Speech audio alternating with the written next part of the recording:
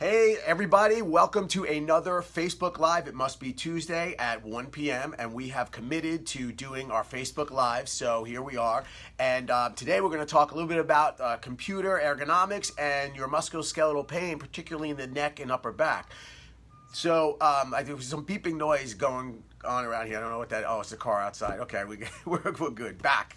So let's talk a little bit about what can happen to you if you work on a computer. And listen. Most people work on a computer. If you work for about 30 minutes a day or more on a computer, it's really important you set up a workstation and not just hang out on your couch, kind of surfing the internet. But you really should set up a workstation, not only so you can get more concentration done, but so you don't hurt yourself. A lot of musculoskeletal problems happen from these repetitive motion trauma. And if you heard me speak before, discipline determines destiny is one of our favorite slogans because your habits really do matter. So if you haven't heard me before, this is Dr. Andrew Smith from the Head and Neck Centers of Excellence, and today we're here to talk a little bit about ergonomics and your workstation. Last week, I was asked by a patient to kind of help out with some of the musculoskeletal complaints, particularly in the neck of a couple of their employees, kind of almost like a syndrome, if you will, for a few employees.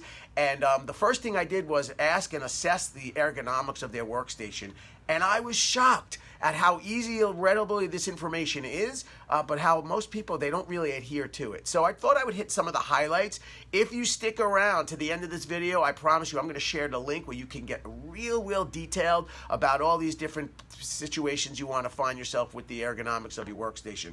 But having said that, I want to cover really 3 essential things you really should know. If you have neck pain or shoulder pain or elbow pain or headaches and you work a lot on a computer, you definitely want to listen to this or like this video, and definitely share it or tag someone who has those issues in on this. But the first thing I want to talk about is really your position with the way your body position is when you're working on a computer. It seems common sense, but obviously the monitor should be directly in front of you and not off to the side. And I couldn't believe how many people actually have their situations off to the side. So you want to make sure your workstation is set up so that that computer is directly in front of you, so that you have that best positioning. The concept of neutrality is real important here. And what I mean by that is sitting neutral. Neutral means nothing is really working or strained or stressed while you're actually in that position. So when you're talking about your hand placement, your elbow should be as close to your body as possible. You should kind of be at like a 90-degree angle so that your wrists and forearms are literally parallel to the floor. So you want to go out and get products that support that. The desk has to be the right size and shape and height. So does the chair with the arms. So does some of the mouse and keypads and some of the things that you want to do to protect your wrists. But 90 degrees is really what you want to kind of accomplish. With your lower back, you want to make sure that the chair you're in squares you off or sits you at a 90-degree angle so you're not slouching. And you also want to make sure that you have a good lumbar support or low back support here where you are getting a kind of supporting the curvature and your chair is actually doing the work supporting your spine. And then lastly, you want to make sure that your feet are firmly on the floor. They're not, like dangling in the air, which I saw a lot. I actually saw one person, she was actually had her leg folded up underneath her. She was sitting on her leg. So those are no-nos. You really want to try to have your knees kind of at a 90-degree angle if possible, feet firmly on the floor. You want to make sure that you are not on the tippy toes or crossing at the legs, at the knees. If you must cross, maybe at the ankles. And my last tip about the chair and body positioning is you really want to make sure that if every hour you at least stand up for 60 seconds and pattern interrupt. Stop being in the same position for more than an hour. It really can wreak havoc on the muscles and the way your body works. So at least stand up, do a couple of high knees, do a couple of fake jumping jacks, walk around the desk a few times. Don't worry about your neighbors. They may think you're crazy, but you know what? You'll have a much longer career with less pain. So that's really what you want to do. Make sure you pattern interrupt. So the second thing I want to mention is basically some of the workstation components, particularly I mentioned earlier, your monitor. The monitor should be literally about 24 to 40 inches away from the tip of your nose so that you don't have eye strain or neck strain or that forward head positioning, and you can change the font if you need to make it correct so you can see. And with that, you also want to make sure with that monitor is that the top line of text is parallel to your eyes. So it forces your body in a neutral position. I've seen it where it's too high or too low. If you have 2 monitors or even 3 monitors, you want to make sure that they're so close together that all you have to do is really move your eyes, or at least you have the proper chair where you can stay straight on.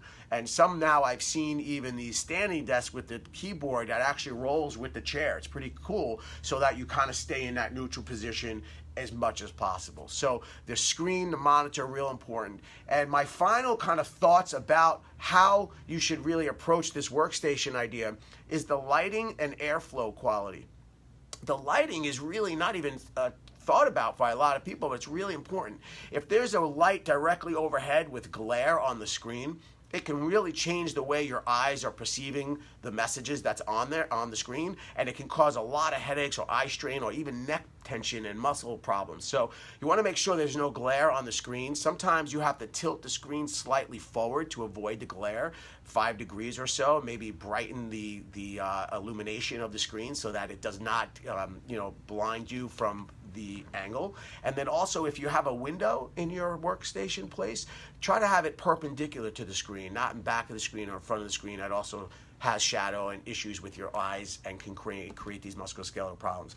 And my last thought on ergonomics and computers and musculoskeletal pain is this airflow issue, where if you have vents directly over you and it's blowing air down right on you, it can create a lot of problems for people. I've seen people develop allergies from this. I've seen people get tension in their muscles because they're constantly moving away from the air, and it could be air conditioned or heat. I've seen also people get kind of dust all over them from the constant airflow right on them. So at the very least, you want to get away from that if you can. Also, you want to shift some of the airflow vents so it doesn't blow directly over you. So if you have musculoskeletal problems and you work at a computer, there's lots of different things that you can think of. If you look in our comment section below after this, we will post the exact link where you can go in and get the exact requirements and recommendations that are really the best thing for you if you work on a computer and you have these problems. As always, I'm Dr. Andrew Smith from the Head and Neck Centers of Excellence. If you have any more questions or want more information from me regarding neck pain or musculoskeletal problems and you work on a computer, feel free to reach out. We'd love to chat with you. Appreciate all the messages and comments that I've been getting. It's been fantastic, and I just want to wish you all well. And as usual, have a healthy and a great week. I'll see you next time. Take care. Bye-bye.